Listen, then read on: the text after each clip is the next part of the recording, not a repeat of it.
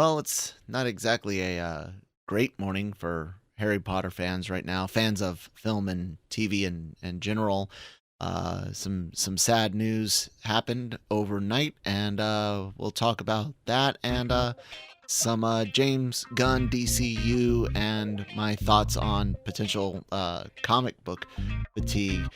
So let's get into the show. Welcome, ladies and gentlemen, to the Daily Cup of Genre here on the Genreverse Podcast Network and Genreverse YouTube channel, available on all of your favorite podcast apps, such as Spotify, Google, which actually Google's going to be getting rid of podcasts soon, and it'll all be under YouTube Music, but Amazon, all of them, basically, all the big ones, we're there. Give us a follow, give us a subscribe. Lots of great content.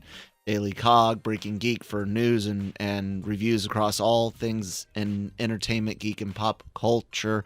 Of course, Star Wars with the Cantina, Dragon Reviewed with Wheel of Time, anime reactions, AVR Squared, reviews on AVR, and yeah, we got a lot of great content. If it's not a reaction video, it goes up on all your favorite podcast apps, like I said. So yeah, it's sad. Michael Gambon, actor that played Dumbledore, starting with the third movie, has passed at the age of 82. Sir Michael Gambon, sorry, Dubliner, born in Dublin, but definitely a very, very well-known actor going back to the 1960s, and played in theater, TV, and of course, we just mentioned movies. So also involved in audio, music, and things like that. Most people know him as Dumbledore, of course, though. And that's where I kind of got my introduction to the guy, like on a regular basis. I'd seen the face plenty of times before. He played was it King? Was it Ed? No, George. I think it was Edward or George in the King's Speech. The king that dies before his successor takes over, abdicates, and then you get Colin Firth and Birdie. That was a great movie if you've never seen the King's Speech. Anyways, yeah, he was best known as Dumbledore. He's passed at the age of 80. At the age of 82. It's pneumonia, from what we've heard on the news, and yeah, I know a lot of whoa, as my screen goes crazy there, I know a lot of people are going to be sad and reminiscing and things like that. So wanted to just mention it. You know, I don't have all that love and adoration that a lot do, but I know what it's like to see people that you grew up watching in these roles slowly start to pass away. I mean, it's that reminder of the constant march of time. You know, I think of all the athletes that I liked, not just growing up that have retired, but athletes that I wasn't a young adult with. You know, those young players on your favorite team that were joining when you were in your 20s, and now they're retiring, and that's a weird thing. You know what I'm saying? So yeah, it sucks, but hey, Harry Potter's going to, of course, live on in all of the mediums that, all the media that exists right now of it, and Warner Brothers will be milking to death Harry Potter forever and ever, as we are looking at getting the Harry Potter TV series, or we'll say series, because I don't remember if it's going to be HBO and Max or one or the other. It is what it is. Let me know what your favorite role of Sir Michael Gambon's was. If it was Dumbledore, which movie was your favorite for that? One thing I didn't mention during the intro, of course, was LRMonline.com. That's because usually I'll do around LRMonline.com every day for all your entertainment news, needs, and opinions. But I wanted to get to the previous story first. And so of course, check out the website for all that stuff that I just said. Celebrity interviews, the podcasts are available here. Hey, the merch link is there. And it's after the story. I can hawk the merch now, right? Written reviews. Cam is right now doing reviews for written reviews for Ahsoka and The Wheel of Time. And really interesting articles covering everything. There's actually an article that's not even up yet, and it's the James Gunn story, and we'll get to that in a second. And I get to use the preview privileges and stuff. You guys can see I'm signed in to our back end there. But he also covers little bits and pieces from interviews or interviews, videos, and things from other sites, other channels, and gets to talk about whatever he's into. And you guys could do that too if you're interested in writing for LRM Online about anything in geek, pop culture, entertainment, even sports. Sports is an entertainment type thing too. So if you're into that and you want to write for us, write Michael, Michael at LRMonline.com. Put interested in writing for LRM Online in the subject line, and send it off, and we'll get to talking to you. But the James Gunn story, right? Everyone has been wondering, what does the DCU look like compared to everything else? And this is really bright. What does the DCU look like compared to everything else? What is canon? What isn't canon? And let's face it, it's been all over the place since Gunn and Safran made all of their announcements. And I'm sorry if I'm a little out of focus. Sometimes looking around and moving the camera does do that. So there was a bunch of thread posts. Cam has collected them. All the graphics aren't necessarily showing up because it's a preview piece.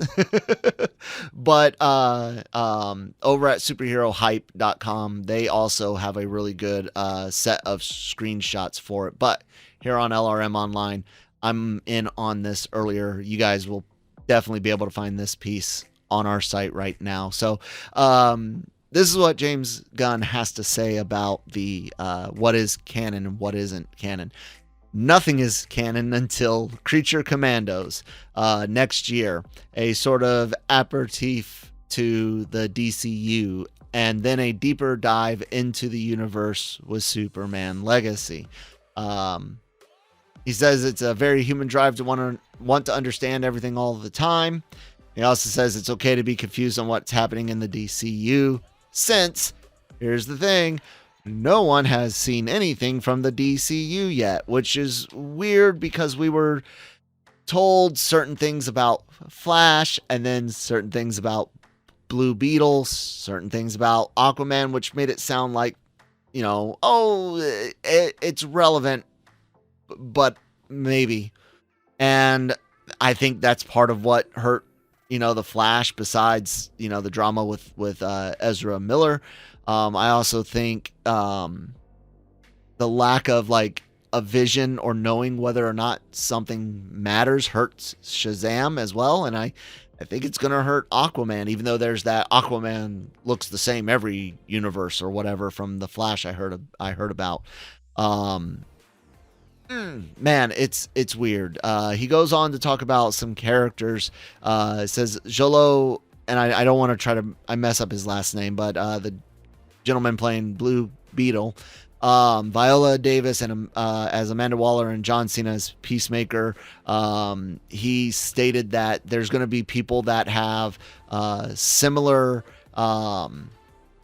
backstories, similar actors will be playing similar versions.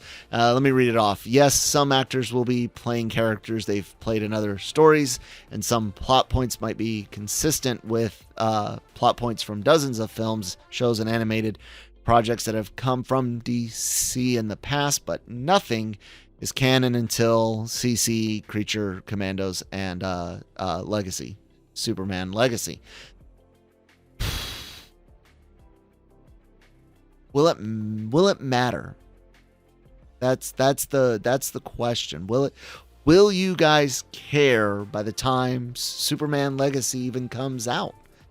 I think comic book fatigue is finally at that real stage. And it's been mostly because of a bunch of lackluster things from Marvel recently, and also just the lack of a clear, coherent vision and purpose for DC for basically ever. And I know there's going to be some Snyder fans that are like, we had a vision. Not enough of you existed that cared about that vision to make it viable for DC. For better or worse, it was their standards, and that's why I said viable for DC, or Warner Brothers for that matter. It was their standards, what they wanted. And I'm not saying that the movies weren't profitable. Many of them were. What I'm saying is that the company didn't see it as working. Critically, financially, behind the scenes from what we've heard about. So it hasn't been a good, clear, coherent vision going forward for DC in a long time. And all of that feeds into actual comic book movie fatigue. I think it's real this time. I think people are like, they're tired of getting lackluster show after lackluster movie after lackluster show, and the few hits in there, I think Peacemaker was an awesome show. I liked it better than I liked the Suicide Squad. Gunn's The Suicide Squad. I like Guardians 3. I thought was pretty good. For me, that's the end of the MCU as of right now. My MCU goes, Infinity Saga plus Guardians 3. So that's like through Far From Home, No Way Home, and then Guardians 3, and that's it. That's my MCU. I think it's a real thing, and it's unfortunate because there's going to be a lot more money sunk in on these projects, especially something like Legacy. And man, can you guys imagine if Superman Legacy's not a $1 billion movie? I'm serious. Can you imagine if Superman Legacy doesn't make 800 million worldwide? It's been a hard year for a lot of movies. I don't know if DC Studios could take a hit of Superman Legacy not doing so hot. And it's a combination. I mean, we got a couple of years, of course, before it comes out, but we don't know what the financial situations are going to look like. We don't know what health situations will look like for that matter, given the crap we've seen over the last 3 years. We don't know what business will look like.